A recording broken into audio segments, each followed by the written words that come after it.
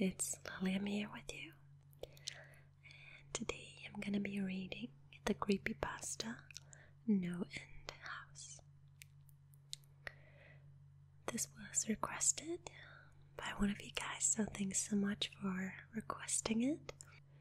If you have any cool ideas for other creepypastas that I can read in future episodes, you're more than welcome to leave me a comment. Let's get started, guys. I hope you're sitting comfortably and that you're feeling warm and relaxed and ready to cuddle up with a spooky story. NoEnd House. Let me start by saying that Peter Terry was addicted to heroin. We were friends in college and continued to be after I graduated. Notice that I said I. He dropped out after 2 years of barely cutting it. After I moved out of the dorms and into a small apartment, I didn't see Peter as much. We would talk online every now and then. AIM was king in pre-Facebook years. There was a period where he wasn't online for about 5 weeks straight. I wasn't worried. He was a pretty notorious flake and drug addict, so I assumed he just stopped caring. Then one night I saw him log on. Before I could initiate a conversation, he sent me a message. "David, man, we need to talk." That was when he told me about the NoEnd House. It got that name because no one had ever reached the final exit. The rules were pretty simple and cliche. Reach the final room of the building and you win $500. The house was located outside the city, roughly 4 miles from my house. Apparently, Peter had tried and failed. He was a heroin and who knows what the fuck addict. So I figured the drugs got the best of him and he wigged out at a paper ghost or something. He told me it would be too much for anyone, that it was unnatural. I didn't believe him. I told him I would check it out the next night, and no matter how hard he tried to convince me otherwise, $500 sounded too good to be true. I had to go. I set out the following night. When I arrived, I immediately noticed something strange about the building. Have you ever seen or read something that shouldn't be scary, but for some reason a chill crawls up your spine? I walked towards the building, and a feeling of uneasiness only intensified as I opened the front door. My heart slowed, and I let a relieved sigh leave me as I entered. The room looked like a normal hotel lobby, decorated for Halloween. A sign was posted in place of a worker. It read, "Room 1 is this way. 8 more follow. Reach the end and you win." I chuckled and made my way to the first door. The first area was almost laughable. The decor resembled the Halloween aisle of a Kmart, complete with sheet ghosts and animatronic zombies that gave a static growl when you passed. At the far end was an exit. It was the only door beside the one I entered through. I brushed through the fake spider webs and headed for the second room. I was greeted by fog as I opened the door to room 2. The room definitely upped the ante in terms of technology. Not only was there a fog machine, but a bat hung from the ceiling and flew in a circle. Scary. They seemed to have a Halloween soundtrack that one would find in a 99-cent store on loop somewhere in the room. I didn't see a stereo, but I guessed they must have used a PA system. I stepped over a few toy rats that wheeled around and walked with a puffed chest across to the next area. I reached for the doorknob and my heart sank to my knees. I did not want to open that door. A feeling of dread hit me so hard I could barely even think. Logic overtook me after a few terrified moments, and I shook it off and entered the next room. Room 3 is where things began to change. On the surface, it looked like a normal room. There was a chair in the middle of the wood-paneled floor. A single lamp in the corner did a poor job of lighting the area, casting a few shadows across the floor and walls. That was the problem. Shadows, plural. With the exception of the chairs, there were others. I had barely walked in the door, and I was already terrified. It was at that moment I knew something wasn't right. I didn't even think as I automatically tried to open the door I came through. It was locked from the other side. That set me off. Was someone locking the doors as I progressed? There was no way. I would have heard them. Was it a mechanical lock that I set automatically? Maybe. But I was too scared to really think. I turned back to the room, and the shadows were gone. The chair's shadow remained, but the others were gone. I slowly began to walk. I used to hallucinate when I was a kid, so I wrote off the shadows as a figment of my imagination. I began to feel better as I made it to the halfway point of the room. I looked down as I took my steps, and that's when I saw it. Or I didn't see it. My shadow wasn't there. I didn't have time to scream. I ran as fast as I could to the other door and flung myself without thinking into the room beyond. The fourth room was possibly the most disturbing. As I closed the door, all light seemed to be sucked out and put back into the previous room. I stood there surrounded by darkness, not able to move. I'm not afraid of the dark and have never been, but I was absolutely terrified. All sight had left me. I held my hand in front of my face, and if I didn't know what I was doing, I would never have been able to tell. Darkness doesn't describe it. I couldn't hear anything.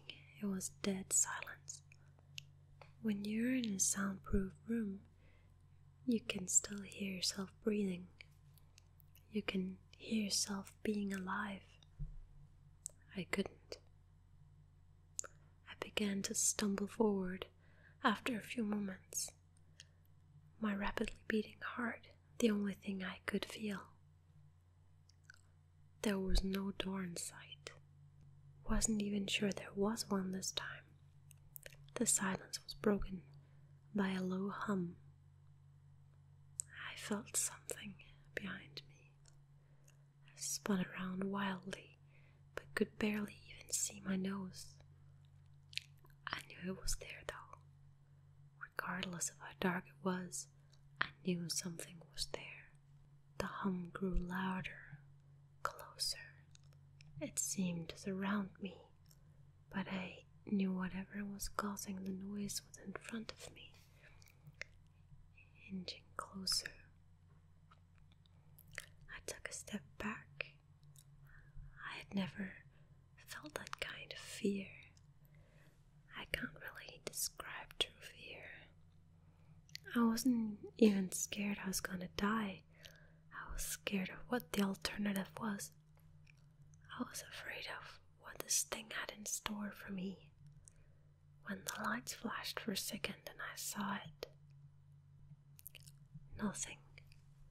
I saw nothing, and I know I saw nothing there. The room was again plunged into darkness, and the hum became a wild screech. I screamed in protest. I couldn't hear this goddamn sound for another minute. I ran backwards away from the noise and fumbled for the door handle. I turned and fell into room 5. Before I describe room 5, you have to understand something. I'm not a drug addict. I have had no history of drug abuse or any sort of psychosis, short of the childhood hallucinations I mentioned earlier. And those were only when I was really tired or just waking up. I entered the NoEnd House with a clear head. After falling in from the previous room, my view of room 5 was from my back, looking up at the ceiling.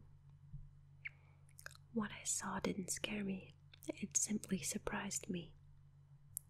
Trees had grown into the room and towered above my head. The ceilings in this room were taller than the others, which made me think I was in the center of the house. I got up off the floor, dusted myself off, and took a look around. It was definitely the biggest room of them all.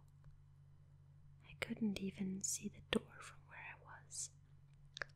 Various brush and trees must have blocked my line of sight with the exit. Up to this point, I figured the rooms were going to get scarier, but this was a paradise compared to the last room. I also assumed whatever was in room 4 stayed back there. I was incredibly wrong. As I made my way deeper into the room, I began to hear what one would hear if they were in a forest. Chirping bugs and the occasional flap of birds seemed to be my only company in this room. That was when the thing that bothered me the most. I heard the bugs and other animals, but I didn't see any of them. I began to wonder how big this house was. From the outside, when I first walked up to it, it looked like a regular house. It was definitely on the bigger side, but this was almost a full forest in here. The canopy covered my view of the ceiling, but I assumed it was still there. However high it was, I couldn't see any walls either. The only way I knew I was still inside was the floor matched the other rooms, the standard dark wood paneling. I kept walking, hoping that the next tree I passed would reveal the door. After a few moments of walking, I felt a mosquito fly onto my arm. I shook it off and kept going. A second later, I felt about 10 more land on my skin at different places. I felt them crawl up and down my arms and legs, and a few made their way across my face. I flailed wildly to get them all off, but they just kept crawling. I looked down and let out a muffled scream. More of a whimper, to be honest. I didn't see a single bug. Not one bug was on me, but I could feel them crawl. I heard them fly by my face and sting my skin, but I couldn't see a single one. dropped to the ground and began to roll wildly. I was desperate. I hated bugs, especially ones I couldn't see or touch. But these bugs could touch me, and they were everywhere. I began to crawl. I had no idea where I was going. The entrance was nowhere in sight, and I still hadn't even seen the exit. So I just crawled, my skin wriggling with the presence of those phantom bugs. After what seemed like hours, I found the door. I grabbed the nearest tree and propped myself up, mindlessly slapping my arms and legs, to no avail. I tried to run, but I couldn't. My body was exhausted from crawling and dealing with whatever it was that was on me. I took a few shaky steps to the door, grabbing each tree on the way for support. It was only a few feet away when I heard it, the low hum from before. It was coming from the next room, and it was deeper. I could almost feel it inside my body, like when you stand next to an amp at a concert. The feeling of the bugs on me lessened as the hum grew louder. As I placed my hand on the doorknob, the bugs were completely gone, but I couldn't bring myself to turn the knob. I knew that if I let go, the bugs would return, and there was no way I could make it back to room 4. I just stood there, my head pressed against the door marked 6, and my hand shakily grasped the knob. The hum was so loud I couldn't even hear myself pretend to think. There was nothing I could do but move on. Room 6 was next, and room 6 was hell.